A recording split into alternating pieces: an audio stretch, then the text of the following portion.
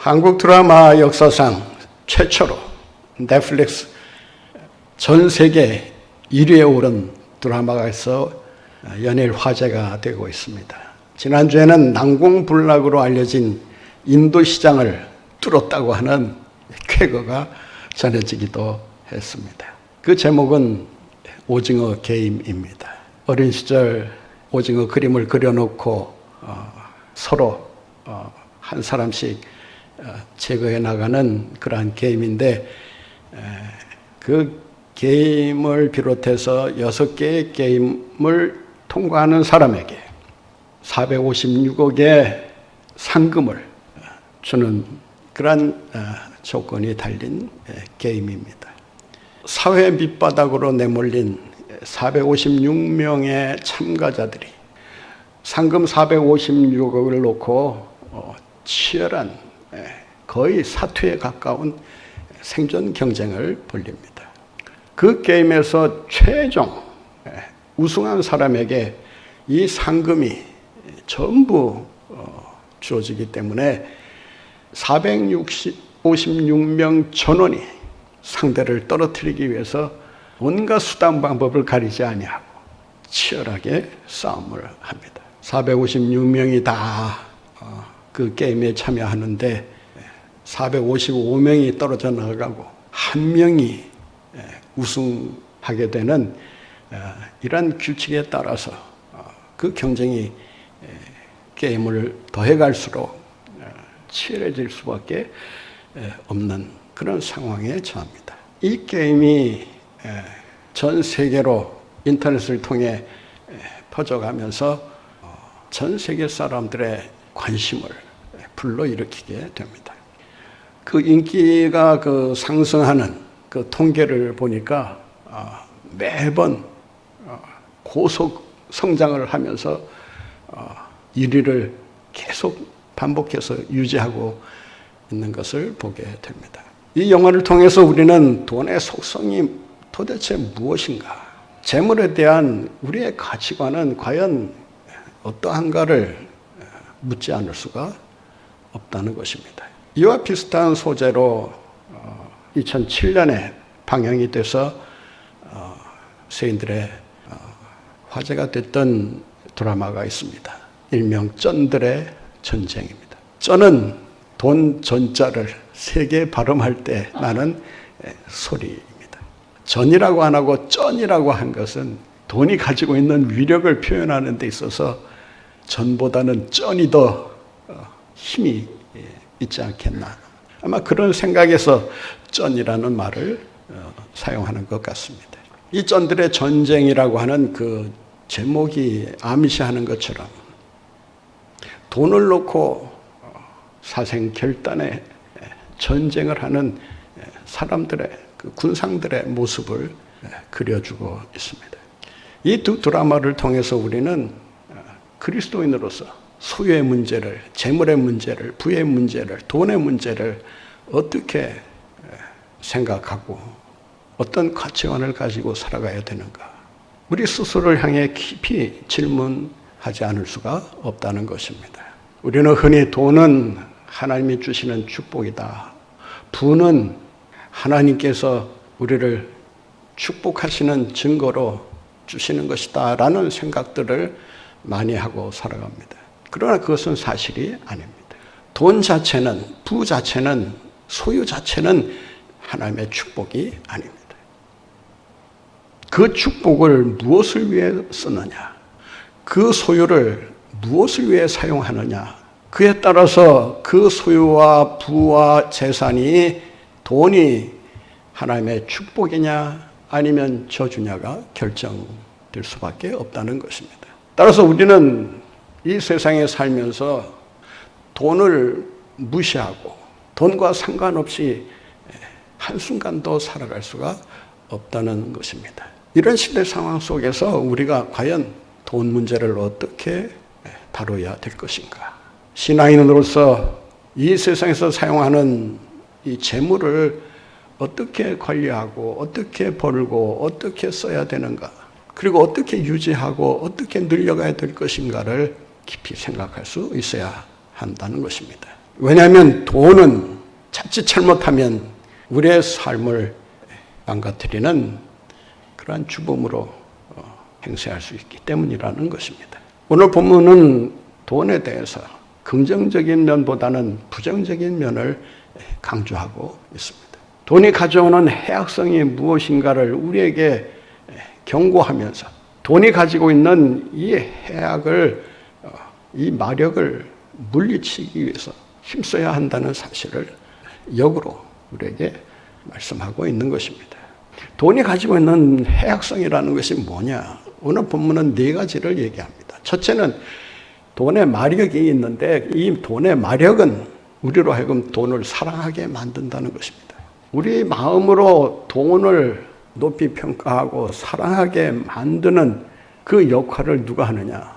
돈이 한다는 것입니다. 왜냐하면 돈에는 우리의 마음을 움직이는 마력이 있기 때문에. 오늘 본문 말씀에 보면 사랑이라고 하는 말이 두 번 반복해서 등장합니다. 10절 말씀을 한번 같이 보시겠습니다. 은을 사랑하는 자는 은으로 만족하지 못하고 풍부를 사랑하는 자는 소득으로 만족하지 못한다. 이 사랑한다라고 하는 말은 몇 가지 의미를 가지고 있습니다. 여러분이 누군가를 사랑할 때 그 대상이 사람이든 사물이든 사랑한다고 할 때는 그 대상과 그 사람을 다른 그 무엇보다 높은 위치에 두는 것을 말합니다. 여러분이 사랑하는 연인을 대할 때 아무렇게나 대하는 사람은 없을 것입니다. 진정 사랑한다면 사랑하는 여인을 가장 높은 위치에 두고 소중히 다루게 될 것입니다. 사랑한다는 말은 우러러본다는 뜻을 갖고 있습니다. 상대방을 얕잡아 보거나 형편없이 취급하는 것은 그것은 사랑이 아닙니다. 많은 사람들이 그렇게 행하면서도 사랑한다고 말을 하는데 그거는 말잔치에 불과합니다. 진정한 사랑은 그런 것이 아닙니다. 상대방을 우러러보는 이런 자세가 있을 때 비로소 우리는 사랑한다라는 말을 할 수 있는 것입니다. 또 하나는 상대방을 앞장 세운다 그런 뜻이 있습니다. 자기 뒤에 세우는 무시하는 이러한 행동은 결코 사랑하는 사람이 해서는 안 될 행동이라고 하는 것입니다. 사람들은 상대를 높이고 우러러보고 소중히 여기고 높이 평가하고 그래서 서로 사랑을 확인하고 그 사랑이 그로 인해서 점점 깊어져 가게 되는데 그 사랑의 대상이 누구냐가 중요합니다. 그 사랑의 대상이 오늘 본문에 보면 사람이 아니라 은이요 풍부라고 하는 것입니다. 여러분 마음속에 누군가를 소중히 여기고 귀하게 여기고 우러러보고 있다면 그 사랑하는 대상이 누군지 무엇인지를 알 수가 있습니다. 그런데 많은 사람들이 어느 대상을 사랑하기보다는 돈이라고 하는 물질을 사랑의 대상으로 정해놓고 돈을 사랑하는 연인처럼 아끼고 높이고 귀하게 생각하고 앞장세워서 돈을 섬기는 삶을 살아갑니다. 사랑이 깊어지면 그 사랑의 대상이 우상으로 바뀝니다. 자식에 대한 사랑이 깊어지면 자식이 여러분의 삶의 우상으로 자리 잡게 됩니다. 물질을 깊이 사랑하다 보면 물질이 하나님을 대신해서 우상 노릇을 하게 됩니다. 조심해야 합니다. 특히 믿는 사람들에게 있어서 사랑하는 대상이 결코 돈이 되어서는 안 된다는 사실을 명심하고 또 명심해야 할 것입니다. 돈이라고 하는 연인은 여러분에게 행복을 주고 웃음을 가져다 주고 기쁨을 가져다 주는 연인이 아니에요. 좋은 연인이 아니라 그 말이에요. 배신을 밥 먹듯이 하는 아주 형편없는 연인이 돈입니다. 많은 사람들이 돈에 배신을 당하고 살면서도 어찌된 셈인지 그 돈을 죽자고 따라다니면서 사랑 고백을 하고 돈을 섬기는 이런 바보 같은 짓을 행하고 있다라고 하는 것입니다. 무엇을 사랑하고 계십니까?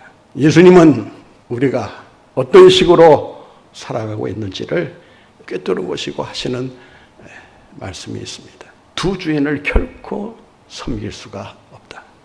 하나를 미워하면 하나를 사랑해야 하고 하나를 중히 여기면 하나를 경히 여길 수밖에 없는 것이다.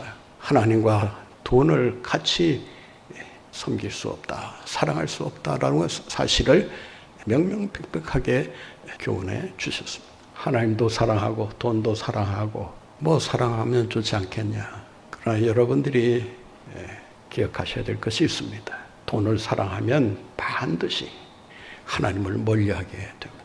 돈의 마력을 물리치려면 여러분의 마음 중심에 하나님이 있어야 하는 것입니다. 여러분의 왕자의 마음의 왕자에 하나님이 앉아 계실 때 우리의 삶을 행복하고 건강하게 아름답게 만들어 주시는 것입니다. 돈이라고 하는 이 형편없는 연인은 여러분이 아무리 사랑하고 또 사랑하고 해봐야 퇴짜만 맞게 됩니다. 나중에는 그 사랑 때문에 울면서 인생을 후회하며 살아갈 수밖에 없게 됩니다. 돈의 마력이 뭐냐?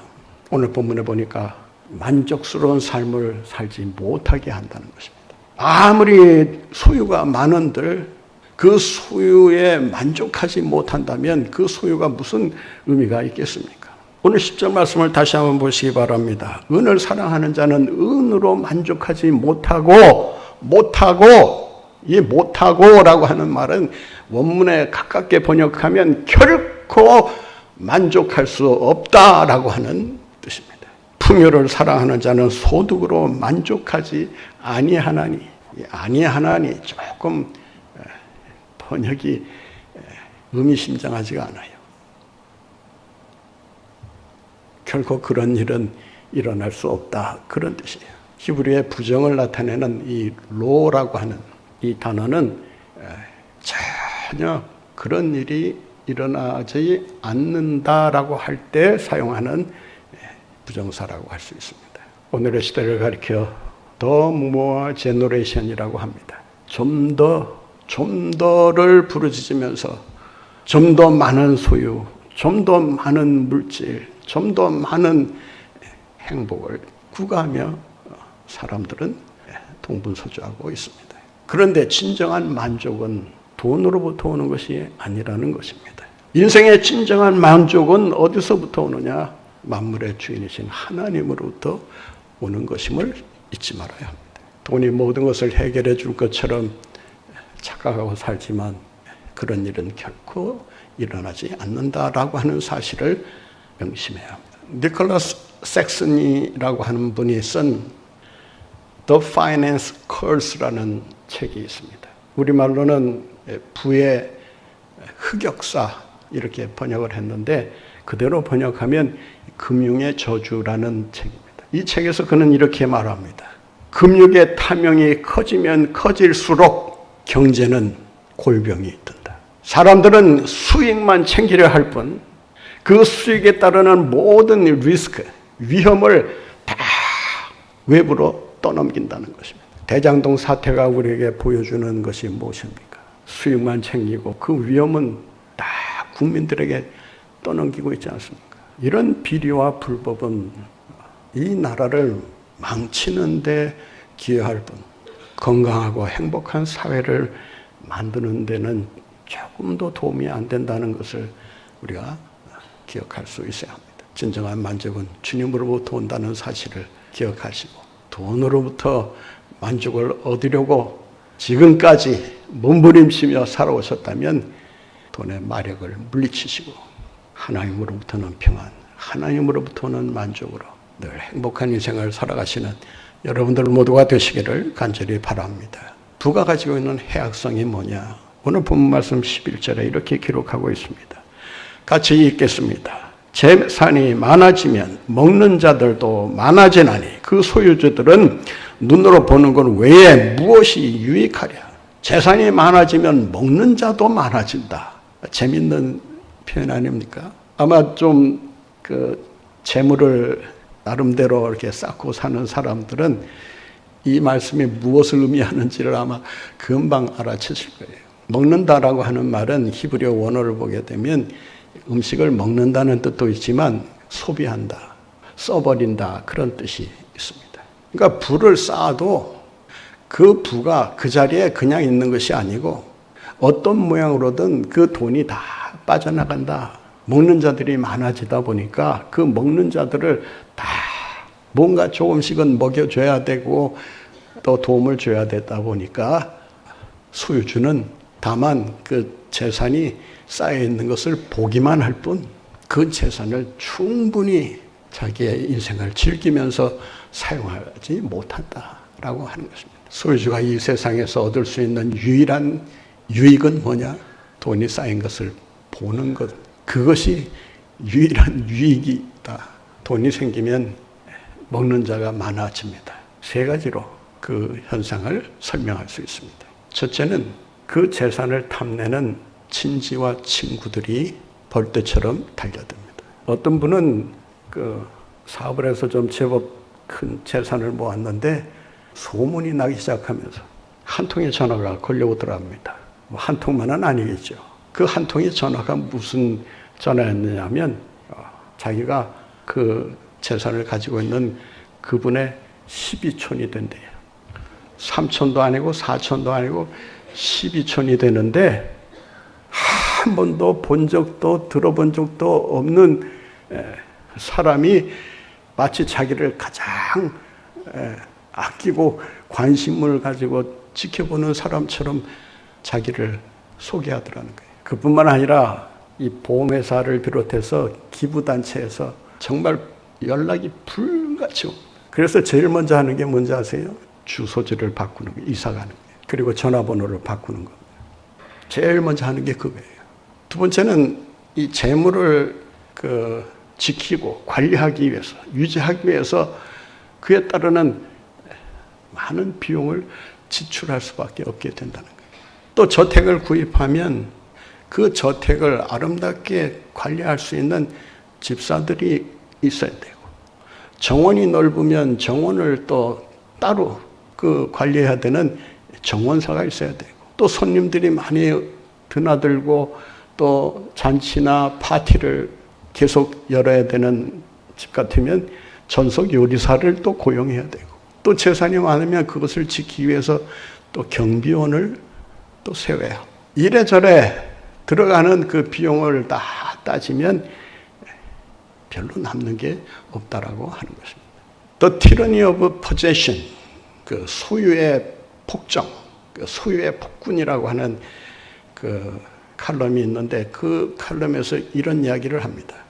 부자가 되면 사람들은 먼저 저택과 별장을 구입한다고 합니다. 그리고 차를 가장 고급스러운 차로 교체를 한다고 합니다. 그리고 요트를 사고, 그리고 돈이 좀 더 많으면 자가용 비행기를 구입을 해서 떵떵거리면서 이렇게 살아간다고 합니다. 그런데 그 재미도 한두 번이라는 거예요. 몇 번 반복되면 그 다음부터는 그에 들어가는 경비가 부담이 돼서 하나씩 팔아치우기 시작하고, 그런 일로 인해서 오히려 많은 스트레스를 받게 된다는 것입니다. 또 하나는 재산이 많아지면 그 재산을 철저히 지키기 위해서 그 재산을 지켜줄 만한 법조인, 정치인, 전문가를 고용하게 됩니다. 어마어마한 뇌물을 써가면서 그 소유를 지키기 위해 안간힘을 쓴다고 하는 것입니다. 대법관이 물질의 마력에 걸려들어서 판결을 잘못하고 공의롭게 하지 못하면 그 사람은 그 법의 판결로 인해서 한숨을 돌릴지 모르지만 그로 인해서 벌어지는 파생되는 모든 해악은 다 전혀 상관도 없는 백성들이 다 짊어지게 되는 것입니다. 그래서 성경에 보면 제가 언젠가 한번 설교를 하겠지만은 이 구약을 한번 읽어보세요. 하나님이 이 법관에 대해서 얼마나 아주 냉엄할 정도로 그 법관이 해야 될 일을 지적하고 계시는지 아세요? 돈 때문에 공의를 왜곡하지 말아요. 내가 가장 싫어하는 것이 바로 공의를 왜곡하고 불의를 저지르는 것이다. 법의 전문가가 그 법을 이용해서 잘못된 판결을 내린다면 세상의 질서가 어떻게 되겠습니까? 재산이 많아지면 먹는 자가 늘어납니다. 뭐 먹는 자들이 두려워서 재산을 쌓지 말아라 그런 뜻이 아니에요. 정당하게 벌고 정직하게 벌어서 소유하는 거야 누가 뭐라고 하겠습니까? 그러한 소유들이 쓸데없이 소비되고 낭비되는 것을 조심하라고 하는 의미라고 할 수 있습니다. 네 번째 해악성이 있습니다.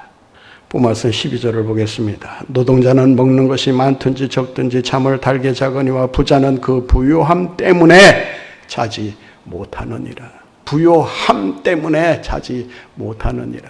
제가 목사가 되고 이제 그 신방을 이제 처음 하게 되었는데 가장 부잣집 그 집사님하고 신방 할 때가 있었고 또 가장 가난한 그 집사님하고 신방을 할 때가 있었습니다.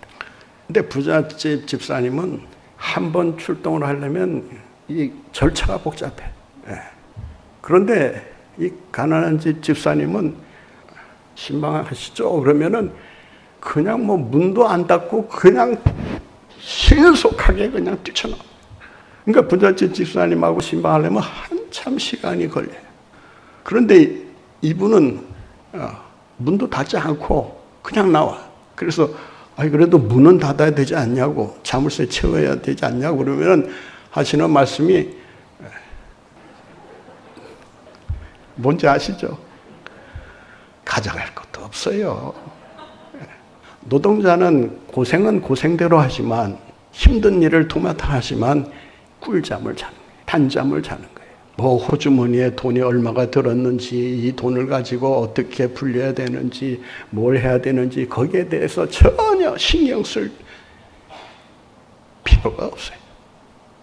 그냥 앉으면 그냥 골아 떨어지는 거예요. 하나님이 인생들에게 주신 가장 큰 행복이 뭔지 아세요? 그 하나가 단잠입니다. 그런데 현대인들이 점점 소유가 많아지고 할 일이 많아지고 분주해지고 복잡해지다 보니까 점점 잠을 제대로 못 자는 거예요. 그러니까 질병이 자꾸 생기는 거예요.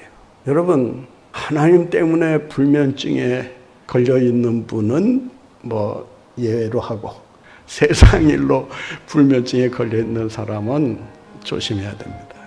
다음 시간에 그 결과가 무엇인가를 제가 자세히 말씀을 드리겠습니다. 노동자는 잠을 달게 자지만 부자는 생각이 많기 때문에 해야 할 일이 많기 때문에 신경 쓸 일이 많아서 잠을 제대로 자지 못한다. 여러분, 돈의 마력으로부터 벗어나 단잠을 이루시는 꿀잠을 자시는 여러분들 되시기 바랍니다.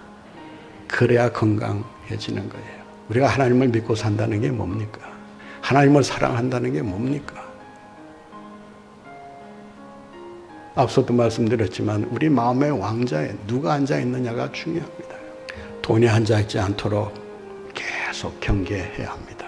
깨어 그 왕자의 행여나 하나님 대신에 다른 것이 올라서지 않도록 각별히 주의하고 또 주의하고 행동해야 합니다. 여러분의 신앙 뭐 오래됐다고 기도 많이 한다고 뭘 했다고 여러분 자랑할 하나 없습니다. 그 마음의 왕자를 빼앗기는 순간부터 여러분의 신앙은 곤두박질 치게 됩니다. 내리막길을 걸어가게 됩니다. 언제나 하나님만을 사랑하면서 하나님이 우리에게 주신 소유를 가지고 주인의 뜻대로 잘 활용함으로 주님으로부터 잘했다 칭찬받는 축복의 사람들, 진정 믿음으로 성공하는 사람들, 하나님을 기쁘시게 하는 복된 여러분들이 다 되시기를 바랍니다.